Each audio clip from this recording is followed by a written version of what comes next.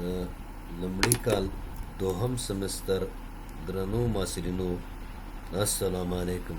خدای دې وکړي چې روغ جوړ د ښه صحت خاوندان اوسئ.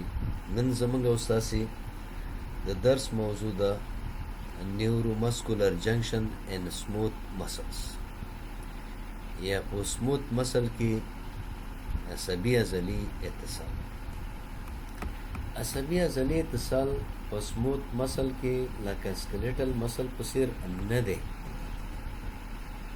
بلکې دلته اټونومیک نرفز هغه فایبرز چې سموث مسل انرویټ یا تعصیبوي په عمومي ډول د عضلې د پاسه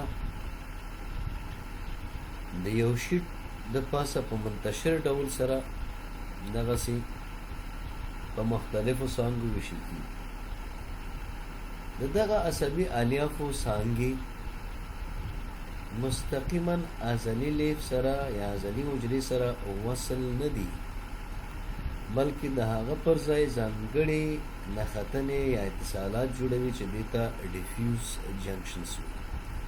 ډیفیوز جنکشنز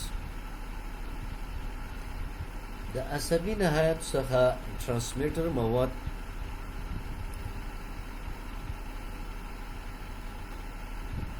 د بین الخلالي مسافو ته چې د عضلي حجروي غشا څخه څو نانومتره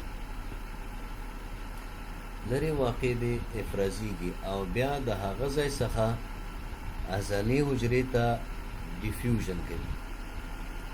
د اټونومیک اعصابو نهایات چې د عضلي حجرې سره وصلیږي یو جوړښت لري چې د وریکوسایټس په نامه یادیږي.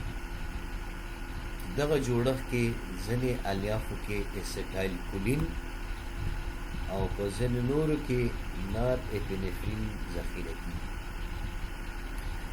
اسیټایل کولین په ځینې ځایونو کې د سموث مسل تنبیه کوي او په ځینې نورو برخو کې انهبیټ کوي. کله چې اسیټایل کولین د یو عضلي حجرې د تنبیه سبب شي، نار اپینفرین هغه منع کوي. معکوساً که چیرې یو لیف د اسیټایل کولین په واسطه انهبیټ شي، نو نار اپینفرین هغه تنبیه کوي، یعنې یو د بل په ضد تاثیر کوي. اکشن پوټنشل یا ریسټینګ ممبرین پوټنشل او اکشن پوټنشل په سموث مسل کې. په سموث مسل کې ریسټینګ ممبرین پوټنشل اندازه د یو او بل ډول عضلاتو ترمنځ توپیر لري. همدارنګه ریسټینګ ممبرین پوټنشل عضلې په حرکي فعالیت پورې هم اړه لري، خو سره د دې په استراحت حالت کې په نورمال ډول ریسټینګ ممبرین پوټنشل -50 MV نه څخه تر -60 MV پورې او دی، او یا هم تقریبا 20 ملي ولټه په اندازه نظر سکلیټل مسل ته کم منفي دی. اکشن پوټنشل سنگل یونټ سموث مسل کې اکشن پوټنشل په عین ترتیب لکه د سکلیټل مسل غوندې منځته راځي. په ملټي یونټ سموث مسل کې یعنې سکلیټل مسل غوندې راځي. په سنگل یونټ سموث مسل کې او ویسرل مسلز کې اکشن پوټنشل په دوه ډولو منځته راځي، لکه د شکل کې تاسې ګورئ، یو د سپیک پوټنشل او بل ته وایي اکشن پوټنشل وذ پلیټ. دا د پلیټیو سره ده او دا د سپیک پوټنشل. سپیک پوټنشل په زیاتو سنگل یونټ سموث مسل کې وصفي سپیک پوټنشل لکه د سکلیټل مسل په څیر تولیدیږي چې دغه اکشن پوټنشل دوام 10 to 50 ملي سیکنډ دی. دغه اکشن پوټنشل په زیاتو طریقو تولیدیږي، لکه نیورو ترانسمیټر موادو په واسطه، د هارمونونو په واسطه، عضلاتو او یا سپنټینسلی په خودي ډول تولیدي. اکشن پوتنشل د پلیټو اکشن پوتنشل لکه چې په دې شکل کې تاسو ګورئ د پلیټو سره راښیي چې دا اکشن پوتنشل د پلیټو سره دا فتن ډیپولرایزیشن باندې ګرځي پلیټو فیس په ډول دوا یعنی دا سپیک پوتنشل سره ورته دی مګر د دې پر ځای چې ازلي لیف په غشا کې سریع توګه ریپولرایزیشن منځته راشي نو د ډیپولرایزیشن څخه د 100 څخه تر 100 ملي سیکنډ پورې وروسته منځته راځي دلته منځته راځي. د پلیټو د صفحې یا فیس اهمیت دا دی چې دغه صفحه د تقلص موده اوږدوي. دا ډول اوږد تقلص په ځینې سموت مسل کې ځینې وخت منځته راځي لکه یوټیریس یا رحم او یوریټر یا حالبونو د ځینې رګونو په ملسا عضلاتو کې هم منځته راځي. په سموت مسل کې د اکشن پوتنشل سپانټینیس یا خود به خودي تولید او د دې اریتمیک تقلصات خپله سموت مسل خود به خودي تحریکېدونکي یعنی سلف ایکسایټیټري دي یعنی بیله دی چې کومه خارجي تنبیه دوی ته ورسېږي اکشن پوتنشل پکې تولیدېږي. دغه عملیه په داسې توګه د سلو ویف سره یو ځای تاسې ګورئ دا سلو ویفز دي په دې شکل کې ښودل شوې ده یو وصفي سلو ویف څه دی دغه موجه په خپله اکشن پوتنشل نه دی سلو ویف بلکې د ملسا عضلې یا سموت مسل لیف یو موضعي ځانګړتیا ده چې د عضلي حجرې د غشا پوتنشل یو موجي شکل لري یو ځل د لږ منفي والې خواته داسې بل ځل د ډېر منفي والې خواته راځي دا لږ منفي والی دا بیا ډېر منفي والی بیا لږ منفي والی بیا ډېر منفي والی خواته راځي او منظم یا ریتمیک ډول تغییر کوي. د سلو ویب اهمیت په دې دا دی چې دوی کولی شي یو اکشن پوتنشل پیل کړي کله چې سلو ویوز د یو کریټیکل حالت نه یا تریشولډ اندازې ته رسیږي منفي 15 ملي ولټه نو اکشن پوتنشل تولید او د عضلي د لیف د پاسه انتشار کوي چې د هغې په نتیجه کې عضلي تقلص منځته راځي. تاسې ګورئ سلو ویوز په هر پیک کې یا اعظمي ارتفاع کې اکشن پوتنشل داسې واقع شوی ده او په دې توګه په منظمو فاصلو عضلي تقلصات یا ریتمیک کنټرکشن هم ویل کېږي. په هضمي سیستم کې دغه ډول فعالیت د کولمو د ریتمیک کنټرکشن کنټرولوي.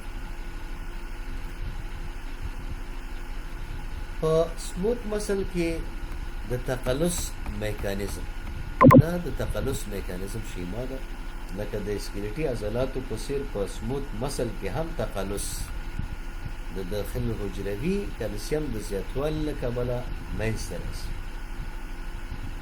د اسکلیټي عضلاتو برخلاف په سموت مسل حجراتو حجروي غشا زیات مقدار ولټیج ګیټډ کلسیم چینل لري او په کم اندازه ولټیج ګیټډ سوډیم چینل لري. بنا پر دې کله چې نوموړې غشا باندې اکشن پوتنشل یعنی غشایي پوتنشل انتقالیږي او زیات مقدار کلسیم حجرې ته ننوځي. سربیره پر دې چې سموت مسل تروپونین نه لري د هغه پر ځای کالموډینین لري.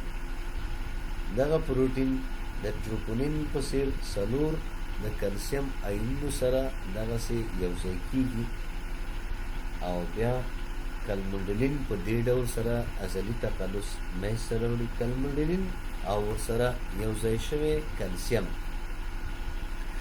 دواړه مایوسین کاینیز سره یوځای کیږي او هغه فعالوي. دا اکټیو مایوسین لایټ چین کاینیز MLCK فعالوي چې یو فاسفورلیټنګ انزایم دی. فاسفورلیټنګ انزایم دی چې د هر مایوسین د هیټ یو لایټ چین د مایوسین کاینیز په اثر فاسفورلیټډ کیږي، یعنی مایوسین لایټ چین فاسفورلیټډ کیږي. که چیرې دغه زنځیر فاسفورلیټډ نشي نو اکټین د فعالې برخې سره هیټ د وصل کېدو او جلا کېدو سایکلیک تغییرات منځته نه راسي. مګر کله چې دغه زنځیر فاسفورلیټډ شو نو د اکټین د فعالې برخې سره هیټ د وصل کېدلو او جلا کېدلو سایکلیک تغییرات منځته راځي او نوموړي سایکلیک فعالیتونه پیل او په پایله کې عضلي تقلص یا مسل کنټرکشن منځته راځي. کله چې کلسیم غلظت د کریټیکل اندازې څخه ښکته شو نو دغه عملي بیرته ریورس کیږي په استثنا د مایوسین د راس د فاسفوریلیشن څخه، چې دغه پروسس معکوس کېدل یو بل انزایم پورې اړه لري چې هغې ته وایي فاسفیټیز، مایوسین فاسفیټیز. دغه انزایم په واسطه دغه مایوسین لایټ چین کاینیز اناکټیو کیږي. تاسې په دې شکل کې وګورئ دغه انزایم یې اناکټیو کیږي او کله چې دغه انزایم د راس سره وصل شوي زنځیر څخه فاسفیټ جلا او په پایله کې دغه سایکلیک تغییرات د اکټین او مایوسین ترمنځ توقف کوي او عضلي تقلص د منځ دا مسل کنټرکشن میکانیزم. بیا ورته وایم چې کله کلسیم ورټریجګیټر چینل خلاص شي کلسیم داخليږي، بیا دا د کلموډولین سره یوځای کېږي، کلسیم کلموډولین کمپلیکس جوړي، بیا دا مایوسین لایټ چین کاینیز انزایم فعالوي، بیا مایوسین لایټ چین کاینیز انزایم په واسطه د مایوسین لایټ چین سره یو فاسفیټ نښلي او دې وخت کې اکټین او مایوسین یو د بل سره تېرېدل کېږي، مسل کنټرکشن منځته راځي. مګر کله چې کلسیم کم شو دلته فاسفیټیز انزایم فعالېږي، هغه بیا مایوسین لایټ چین کاینیز انزایم غیر فعالوي او مایوسین د راس نه فاسفیټ لرې کوي او ریلیکسیشن. د سموث مسل ټانیک تقلصات کله چې وایي ملسا عضلاتو کې مکمل تقلص پرمختګ وکړي د عضلې د اکټیویشن درجه د لومړني حالت په نسبت کمیږي، مګر عضله تر ډیره وخته پورې خپل د تقلص مکمل سټرینګ یا قوت ساتي. دغه دوامداره د تقلص حالت ساتل چې ساعتونه دوام کوي د ټانیک کنټرکشن په نامه یادېږي. د دغه تقلصاتو دلیل دا دی چې په ملسا عضلاتو کې اسموت مسل کې مایوسین راس د اکټین د فعالې برخې سره د زیات وخت لپاره د وصل په حالت کې پاتې کېږي. دا اوس تاسې سموت مسل او عضلات په دې دوی کې چې تاسې ډېر څه زده کړي وي، بل لیکچر به زموږ په